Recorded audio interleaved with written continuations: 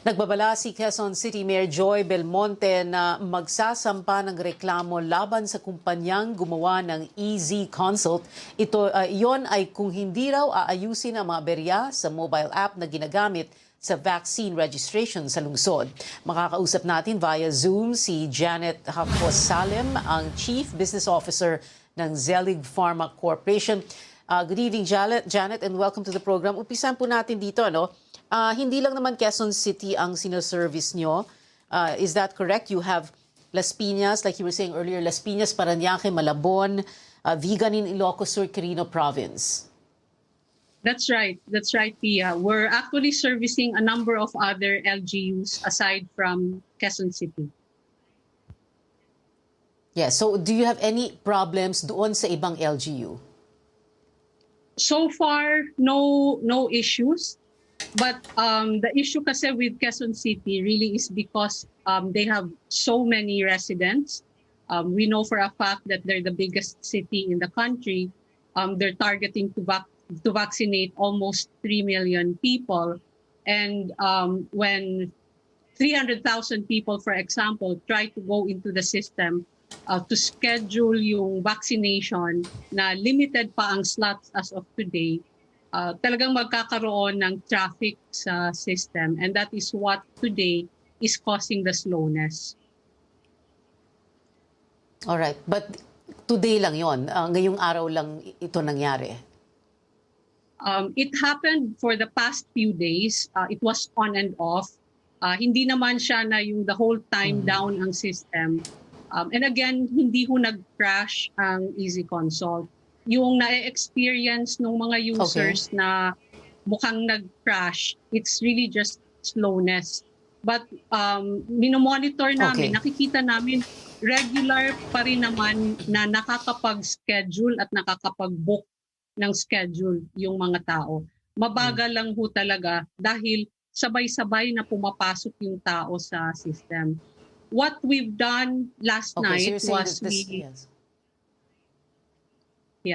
What we've done last night was we already upgraded eZConsult.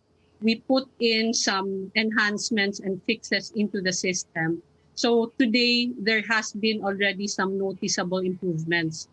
Tuloy-tuloy ho yung upgrade na ginagawa on eZConsult until Friday, and maybe some could flow into the weekend para lang ma-accommodate namin yung requirements ng Quezon City. Okay. Although, like you said, no, Friday or into the weekend. Pero Friday, that's June 18, that is the day that Mayor Joy Belmonte set as the deadline for you to fix the system. Although, like you said, no, hindi nag-crash ang system. It's just very slow, precisely because of a large number of people. Like you said, 300,000 people trying to get into the system all at the same time. So talagang babagal, no?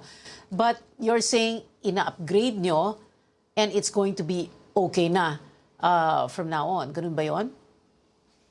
Well, I cannot also give 100% assurance, Pia, but the enhancements that we're putting in, we're really hopeful that it will avoid the same incidents from happening, no, na pag dumagsa yung volume ng users, magsuslow down. There's not much you can do, apart from upgrading the system if you have that set population, like you said. So we have 3 million. Quezon City, the biggest city in terms of population in the country, among the biggest cities in terms of population in the country. So you have 3 million. But if you say na ina-upgrade nyo na lang yung system, could you have done this much earlier? Because you know na 3 million ang population. Yeah, that's a very fair question. And yes, we have been consistently upgrading the system. Kaya every so often, yung nangyayari na slowdown, we immediately come in and upgrade. Sometimes we're delayed because we cannot really anticipate the volume of traffic. So now we're pushing it to really go for the maximum that we can put in, and hopefully that will be able to address the volume. Okay, earlier, a while ago, Jan, you were saying that you can't really, give 100% assurance that things will run smoothly now from now on, ano? But then you have that deadline, June 18, Friday, and, well, a threat hanging over your heads that if you don't fix it, kakasuhan na lang kayo. So, what are we going to do about that? What we're in constant communication with the QC with the QC officers naman, Pia. The communication line between us and QC has always been open, and they know all the action that we're taking. They know that Zuellig Pharma is supporting them. No? It's really 100%, and we have not backed down on that commitment to support Quezon City. And I think they recognize naman yung ginagawa namin. Yeah. Just today, Quezon City LGU announcing that there will be bakuna nights, no? Yung mga night shift vaccination for the A4 workers. How is that going to impact naman on the system? Because you have, an even larger number of people siguro who will try to register for the night shift vaccination naman. We're also gearing up for that. But just so that you also know, at the vaccination center, walang problema yung system. The system actually works well at the vaccination center. So even if if Quezon City does a night shift, we don't think it will really be a problem. The issue is when the traffic goes in na masyadong madami. Okay. A while ago also, and my last question, Janet, you were saying earlier that you are in constant communication anyway. Palagi kayo nag-uusap ng Quezon City LGU.